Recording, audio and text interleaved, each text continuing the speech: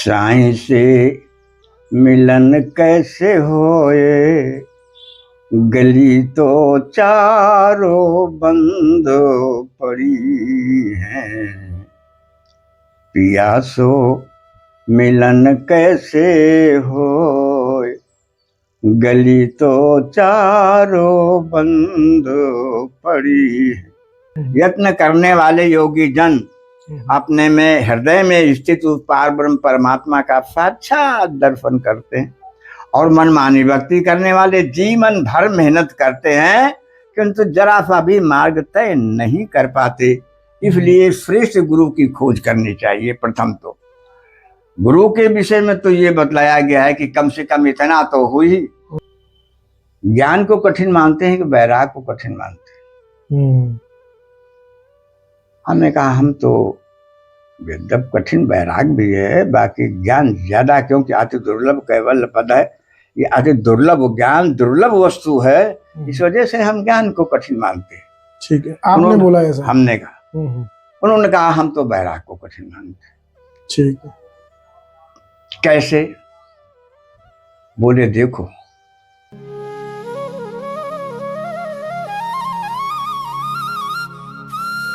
जय जय श्री राधे आप सभी भक्तों को, और आप सभी भक्तों की कृपा से ही और संतों की कृपा से संतों के दर्शन हो रहे हैं। और आज मैं जिन महात्मा के दर्शन कराने वाला हूँ, बहुत ही अद्भुत दुर्लभ सत्संग आज होगा और उनकी उम्र लगभग 100 वर्ष है। और आप सभी भक्तों ने महाराज जी के विषय में कहा था, बार बार काफ़ी लोगों के फ़ोन कॉल्स आए थे। और आप वीडियो को बिल्कुल भी स्किप मत करना, आप विश्वास कीजिए, जैसे जैसे सत्संग आगे बढ़ेगा वैसे वैसे आपका आनंद भी दुगना और चौगुना हो जाएगा, ऐसा मेरा विश्वास है। तो आइए महाराज जी के श्री चरणों में चलते हैं। बुजुर्ग मूर्ति हैं जो काफ़ी लंबे समय से ब्रजधाम में विराजमान है। आइए संत यात्रा के साथ। जय हो, कृपा करो, दया करो महाराज जी, कृपा करो। इधर कुर्सी पे बैठ जाता हूँ। महाराज जी बहुत भक्तों ने बोला था, अभी 2 4 5 10 दिन से तो बहुत बोल रहे हैं कि आप बाबा के पास गए नहीं। तो मैंने कहा महाराज जी के पास चक्कर जाना नहीं हुआ। तो अरे वो देखो भाई, ऐसा है जी कि जो ज्यादा कुछ भक्त हैं, ज्यादा मतलब तिथि से जिज्ञास हैं, ले आना चाहिए, बता देना चाहिए। मैं बता देता हूँ महाराज जी। और वो पता तो बहुत लोग भटक रहे हैं वहाँ, हमें पता चला है वृंदावन में ढूंढ रहे हैं लोग, ये कर रहे हैं, तो भटकाना अच्छा नहीं होता। हम कार के जब तुम सत्संग देते हो लोगों को और वो जिज्ञासा रखते हैं आने की, तो फिर उनको ले आया करो, बता दिया करो। क्यों भटकाते हो उनको? वृंदावन वगैरह सब बेचारे तमाम महाराज जी मेरे पास जितने भी कॉल आते हैं ना, मैं बिल्कुल सही एड्रेस देता हूँ और सब एक बार में पहुंच जाते हैं आपके पास। अब वो कारण ये है कि अब यहाँ तो देख तो रहे हो कि छोटी सी कुटिया हमारी है, कोई बैठने की जगह नहीं है। अब ज्यादा भीड़ भाड़ के मारे हम नहीं पता देने देते हैं। और फिर हमारे यहाँ सेवा के वक्त भी कोई नहीं है। अब कोई आए जाए तो उसका कुछ स्वागत सत्कार भी करना चाहिए, है कि? बिल्कुल महाराज जी।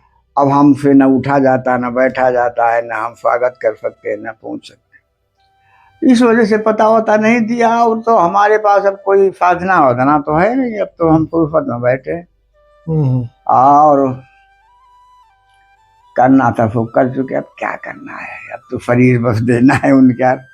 भगवान की संपत्ति सब रघुपति कराइए। बिल्कुल सब भगवान की संपत्ति है। जीव का भाग भोग जितना होता है उतना उसको मिलता है, ना कोई लेके आता, ना कोई लेके जा सकता है। ये सब पृथ्वी और ये सब जितना दिखाई देता है सब ईश्वर की संपत्ति है। तो क्या जिज्ञासा है आप बताइए हमारे महाराज जी। एक तो महाराज जी अभी चतुर्मास चल रहा है, तो अपने आप को भगवान से कैसे जोड़ें? अपने आप को भगवान से, भजन साधन तो सब करते हैं आजकल, सत्संग टीवी में देख के, मोबाइल में देख के, सबको पता है नाम जप करना चाहिए। महाराज जी इसके अतिरिक्त नाम जप तो है ही, कर रहे हैं, या उसका कोई सही तरीका है, या कैसे अपने को और करीब पहुंच जाए महाराज जी? और दूसरा ये, अपनी आत्मा से भगवान को कैसे जुड़ा हुआ हम प्राप्त कर सकते हैं? आपने एक सत्संग में बोला था कि भगवान हमारे अंदर आत्मा के रूप में विद्यमान है, तो उनसे कैसे अटैचमेंट हो सकता है महाराज जी? एक गीत आया है, संतों ने गाया है। जी।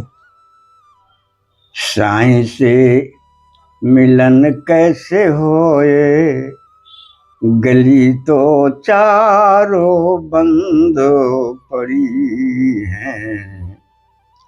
पियासो मिलन कैसे होए, गली तो चारों बंद पड़ी है। जय हो।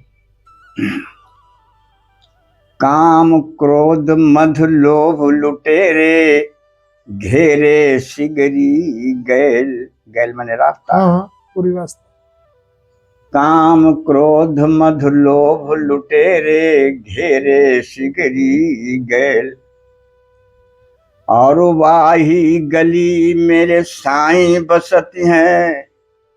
अरे कैसे करूं मैं वहाँ की सैर, गली तो चारों बंद पड़ी है। जय हो।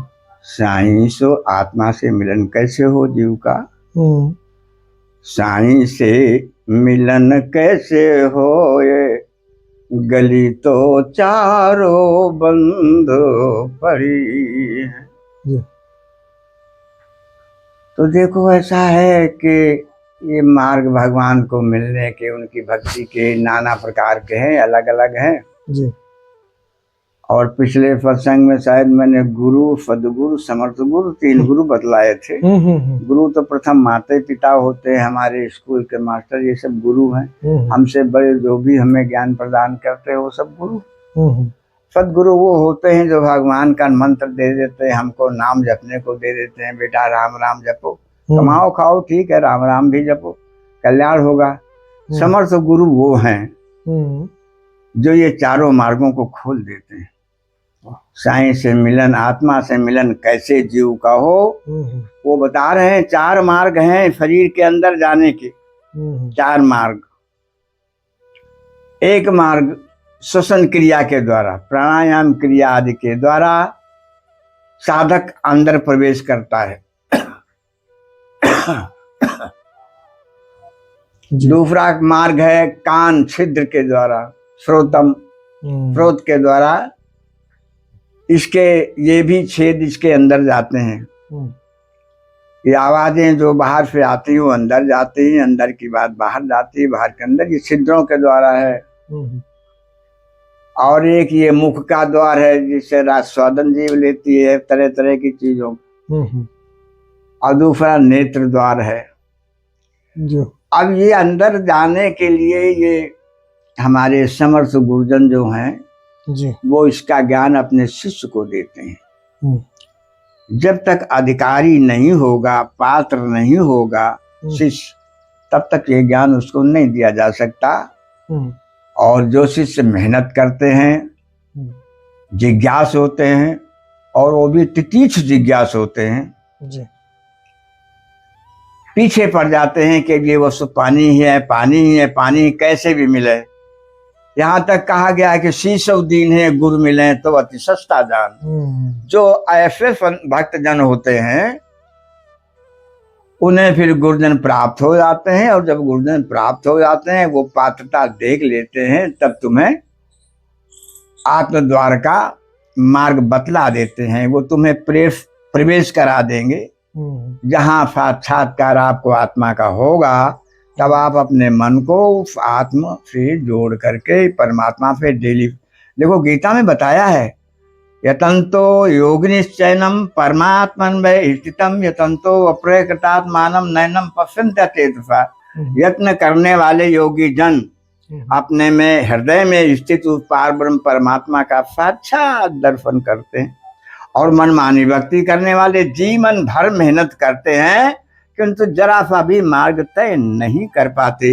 इसलिए श्रेष्ठ गुरु की खोज करनी चाहिए। प्रथम तो गुरु के विषय में तो ये बतलाया गया है कि कम से कम इतना तो हो ही, श्रोत्रिय एवं ब्रह्मनिष्ठ होना चाहिए, जो समस्त शास्त्रों का अध्ययन करता हो, विद्या का अध्ययन किया हो, और ब्रह्म में ही उसकी निष्ठा हो, संसार में निष्ठा नहीं, संसार की तरफ उसकी दृष्टि नहीं होती है। क्योंकि और भी एक चीज बतलाई गई है, देखिए थोड़ा पहचान करा देते हैं।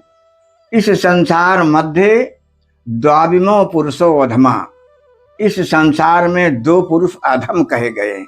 ये अधम कौन से हैं? निरारंभा गृहस्थो, निरारंभा गृहस्थो चा सारंभा भिक्षुका। गृहस्थ है और वो कमाई नहीं करता है, काम से मुंह चुराता है, बच्चे भूखों मर रहे हैं, ये अधम है। ये अधम गति को प्राप्त करेगा। यदि तुमने गृहस्थी पाल रखी है तो आप इतना कमाएं कि कम से कम उनका भरण पोषण, बच्चों का अच्छी प्रकार से लालन पालन हो सके, नहीं अधम योनि में जाओगे। और दूसरा कौन सा अधम है? निरारंभा चा गृहस्थ और चा सारंभा भिक्षुका। भिक्षुक यानी सन्यासी है, साधु का वेश धारण किए है और संसार में लगा हुआ है। समाज में जाके वो बातचीत करता है, सामाजिक लोगों के साथ में बैठता उठता है, वही उसकी समाज है। वो वेश केवल ले लिया किंतु वो छूट नहीं पाया, समाज नहीं छूट पाया। और जब तक समाज नहीं छूट पाएगा तब तक ईश्वर की प्राप्ति संभव नहीं है। तो यही बात है, आपने जो पूछा, आत्मा से मिलाने वाले गुरुजन होते हैं, और यदि आत्म तत्व का नहीं मिल पाते हैं उनसे ऐसी कोई, यद्यपि आत्मा ही वही परमात्मा है, ईश्वर है और भगवान है, सब राधा कृष्ण सीता राम, ये सब आत्म तत्व ही है। ये अवतार भी हमारे जो भगवान के होते हैं, क्या बिना आत्मा के थोड़े ही होते हैं। तो हम कृष्ण भी नाम आत्मा को दे सकते हैं, राधा भी नाम आत्मा को दे सकते हैं। और वैसे हैं पदार्थया, तो आपको यदि भगवान की सेवा पूजा करनी है, नाम उनका लेना ही है, तो किसी भी गुरु से आप कान फुकवा लीजिए, वो कान में तुम्हारे मंत्र दे देंगे राम राम करने का या केवल राधा राधा करने का। आप राधा राधा कह करके तर जाएंगे, आप राम राम करके तर जाएंगे। केवल ये होता है।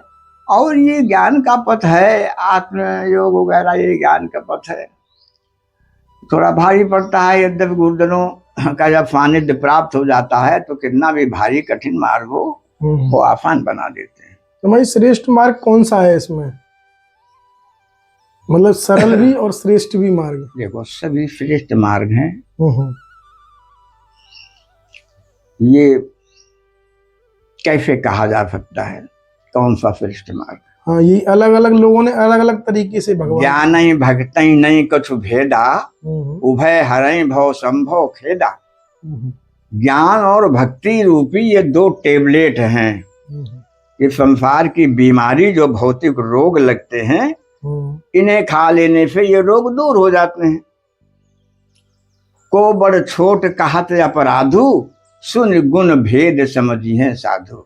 तुलसीदास जी ने कहा है, गरुण जी ने पूछा है कि महाराज भक्ति बड़ी है कि ज्ञान बड़ा? तो बोले कुछ बड़ छोट कहा था अपराध होगा भाई, हम किसको बड़ा कह दें किसको छोटा कह दें। अब उनके ज्ञान के और भक्ति के गुण सुन करके हमारे सज्जन पुरुष स्वयं निर्णय कर लेंगे कि क्या ठीक है क्या गलत। तो देखो, भगवान की भक्ति मेरा तो मत ये है कि भगवान की भक्ति जैसे भी हो सके करिए। प्रेम होना चाहिए तुम्हारा, ईश्वर के प्रति स्नेह होना चाहिए, प्रेम होना चाहिए। तुम्हें कोई प्रयास करने की जरूरत नहीं, अपने घर में बैठ जाओ, शाम सुबह आराम से बढ़िया भजन करो और इसके बाद संसारिक कार्यों को करके अपने घर गृहस्थी भी चला सकते हो। तो ये पथ दोनों ही ठीक है। भक्ति माता तो ज्ञान और वैराग के बाद ही प्राप्त होती है, क्योंकि जो भक्ति अंधी है उसमें कुछ दिखाई नहीं देता, और जो ज्ञान वैराग युक्त भक्ति है श्रेष्ठ भक्ति है। और भक्ति से बड़ा फिर कुछ नहीं है। सभी संतों ने भक्ति ही मांगा है, सभी भक्तों ने भक्ति का वरदान मांगा। और ज्ञान वगैरह तो देखो, उपजय बिनफय ज्ञान जिम पाय कुसंग सुसंग, ये तो नष्ट होने वाली चीज है ज्ञान। अब फिर बिना ज्ञान के तो हम रोटी का कौरा भी मुंह में नहीं ले जा सकते। अगर हमको ये ज्ञान नहीं है कि रोटी का कौरा या मुंह में कहाँ डाला जाता, तो कान में डालेंगे तो अंदर थोड़े जाएगा। इसलिए ज्ञान तो आवश्यक। ज्ञान और वैराग्य युक्त परमात्मा की भक्ति श्रेष्ठ भक्ति है। और बाकी भक्ति तो सभी कर सकते हैं, कोई भी करे। स्वामी जी, ज्ञान के बारे में तो आपने बता दिया कि ज्ञान एक रास्ता है, उसके भक्ति मार्ग पे तभी पहुंचेंगे। तो हाँ, रास्ते में ज्ञान और वैराग्य पढ़ेंगे तभी हम संपूर्ण भक्ति कर सकते हैं। भक्ति हो वही नेत्र हो जाएगी हमारे पास माता भक्ति का दर्शन भाई करने के लिए। वैराग्य का थोड़ा सा विस्तारूपण करें तो वैराग का थोड़ा बहुत महाराज जी। तो वैराग का देखो ये तो बड़ा खेल है, कठिन है आप लोगों के लिए। वैराग प्रकरण हम कभी देते नहीं है ग्रंथ के लिए, नहीं थोड़ा सा महाराज जी, इससे कुछ ना कुछ मिलेगा ही समझने को। एक दादाजी थे हमारे, सत्संगी थे, ठाकुर साहब, बहुत अच्छा सत्संग करते थे, बहुत महान ज्ञानी पुरुष थे। हमारा उनका डेली सत्संग होता था 2 घंटे शाम को। एक बार वो बोले कि स्वामी जी आप ज्ञान को कठिन मानते हैं कि वैराग को कठिन मानते हैं? हमने कहा हम तो जब कठिन वैराग भी है, बाकी ज्ञान ज्यादा, क्योंकि अति दुर्लभ कैवल्य पद है, ये अति दुर्लभ ज्ञान दुर्लभ वस्तु है, इस वजह से हम ज्ञान को कठिन मानते हैं। ठीक है, आपने बोला ऐसा? हमने कहा। उन्होंने कहा हम तो वैराग को कठिन मानते हैं। ठीक है। कैसे? बोले देखो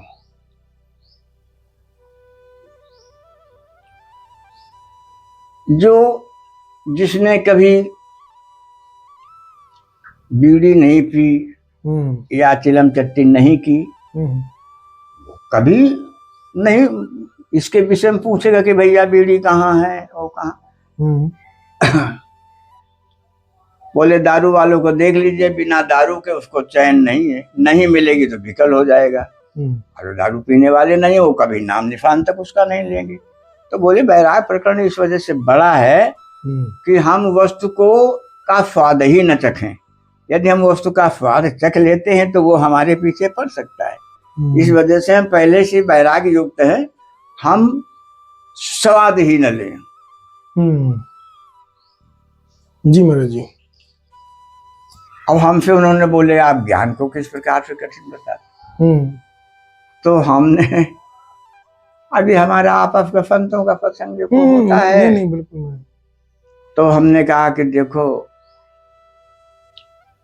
महाराज, ज्ञान हो जाने पर वैराग की प्राप्ति स्वयं हो जाती है, स्वतः हो जाती है, स्वतः हो जाती है। तुम्हें वैराग लेना पड़ेगा। ऐसे आपको गुरुजन वैराग देंगे, फिर उसका एक एक कोना पढ़ाया जाएगा, आपको वैराग पुष्ट किया जाएगा, तब कहीं आप वैरागी बन पाएंगे। और ज्ञान वो वस्तु है कि ज्ञान हो जाने पर तत्काल वैराग हो जाता, अपने आप वैराग हो जाता। बोले उदाहरण स्वामी दीजिए। तो हमने कहा कि चलो हम उदाहरण एक क्या अनेक दे सकते हैं। हमने कहा ले लो छोटा हो उदाहरण। एक गुरु के 4 शिष्य थे, चारों दिशाओं में भेजे जाते थे भिक्षा के लिए। एक शिष्य एक तरफ को भिक्षा लेने जा रहा है, गांव से अपना जो कुछ मिल गया मांग मूंग के लिए आता है गुरु के लिए। एक दिन उसने क्या देखा कि जिस रास्ते से वो जा रहा था वही बगल में राजा का महल था थोड़ी दूर पर। और राजा के महल से सफेद साड़ी पहन के एक नई बाल्टी में कुछ ले करके, ऊपर से बढ़िया नया रुमाल उड़ा करके, सफेद साड़ी पहन करके वहां पे आती, उसके सामने से निकल के और वहां पर पास में नदी है, नदी के खोर में उसको फेंक देती। अब वो निकल के चला गया, उसने देखा ये करते तो उसका माइंड फनका, ये क्या है, ये बाल्टी समेत क्या चीज फेंक देती है।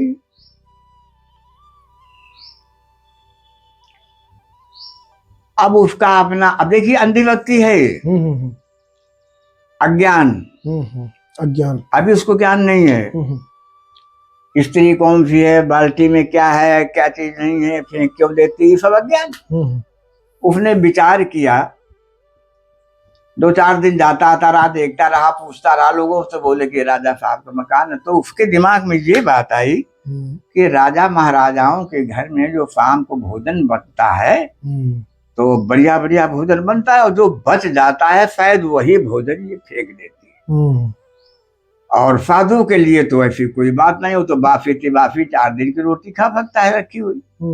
और उसने सोचा अगर ये माल मिल जाए तो गुरु जी को हम प्रसन्न कर लें, क्योंकि इसमें छेना भी होगा, रसगुल्ला भी होगा और बढ़िया पूरी कचौड़ी राजन महाराजन का सामान बढ़िया जी जी महाराज खाने हो। तो उसने हाथ जोड़कर कहा, अरे देवी ये तू कहाँ क्यों फेंक देती है, ये भोजन प्रसाद मुझे दे दिया कर।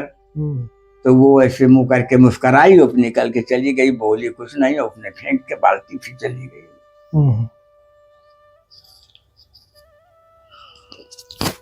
अब क्या होता है कि वो एक दिन खड़ा हो गया और के सामने, बोले मैं आज हम नहीं जाने देंगे यार, कि तू फेंक ही देती है, तुझे फेंक रही तो मुझे दे दे। तो वो हट के निकल के जाने चाहिए, तो वो जब निकलने ही न दे, वो इधर जो उधर से निकले उधर खड़ा हो जाए इधर, तो उसको गुस्सा लगी, उसने बाल्टी इधर निकले और वापस चली गई लौट के। अब वो बाल्टी को पाके बड़ा प्रसन्न हुआ कि आज गुरु महाराज को हम प्रसन्न कर लेंगे। अब बाल्टी लेके वहां पे चलता है, देखिए अज्ञान का विषय है। अब वो आगे जाके एक पेड़ की छाया में बैठा और सोचने लगा, और फिर सोचा कि देखें इस बाल्टी में है क्या।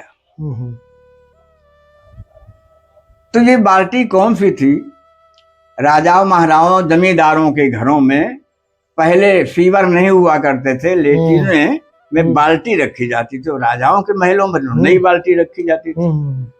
और वही भ्रष्टा की बाल्टी, वो रुमाल उड़ा करके कि वो गंदगी ना हो, और वो निकाल कर उसको मैं बाल्टी के फेंक देती थी। राजाओं के काम नई बाल्टी डेली रखी जाती थी, डेली वो फेंकती थी। अब वो अज्ञान के कारण वो ये भ्रष्टा वाली बाल्टी ले आया। अब वो जैसे ही कपड़ा रुमाल को उघाड़ कर देखा उसने, अरे एकदम बदबू आई और उसने छोड़ दिया, हट के अलग हो गया, खड़ा हो गया। अरे राम राम राम राम राम, ये क्या चीज। हमने दादाजी जब अज्ञान था कितनी प्रीति थी उसको बाल्टी से,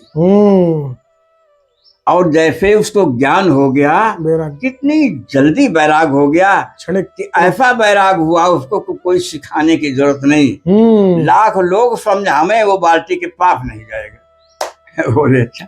तो देखिए ये ज्ञान बैराग के प्रकरण कठिन है, यद्यपि जीव को कृतार्थ करने वाले यदि मेहनत करता है जीव इसमें कृतार्थ भी हो जाता है, संसार सागर से पार भी हो जाता है। और संसार सागर से पार होने के लिए तो प्रभु का नाम ही बहुत बड़ा है। अपना नाम शाम सुबह अपना जपो और काम करो। बहुत सुंदर महाराज जी, वास्तव में इतना ज्ञान और वैराग का इतना झोल था ना महाराज जी, बिल्कुल स्पष्ट हो गया है ना, बिल्कुल स्पष्ट हो गया महाराज जी कि बिल्कुल जब ज्ञान होता है ना तो वो जरूरी नहीं वो गुरु द्वारा हो, परिस्थिति के द्वारा भी महाराज जी एकदम ज्ञान होता है, तुरंत वैराग्य होता है। किसी भी प्रकार से ज्ञान हो तो वैराग हो जाएगा महाराज। और उनका वैराग का कथन था कि चीज को छुओ ही नहीं, जो चीज आप इस्तेमाल नहीं करेंगे, जिसका स्वाद नहीं चखेंगे, वो तुम्हारे पास नहीं आएगी, ये वैराग है। उनकी भी ठीक है, कोई खराब नहीं वैराग, वो देने से मिलता है। और ज्ञान ऐसी चीज है कि ज्ञान हो जाने पर किसी की जरूरत नहीं है, वो जीव स्वयं वैरागमान हो जाता है, स्वयं हो जाता है। स्वयं। इसी प्रकार से बताया है कि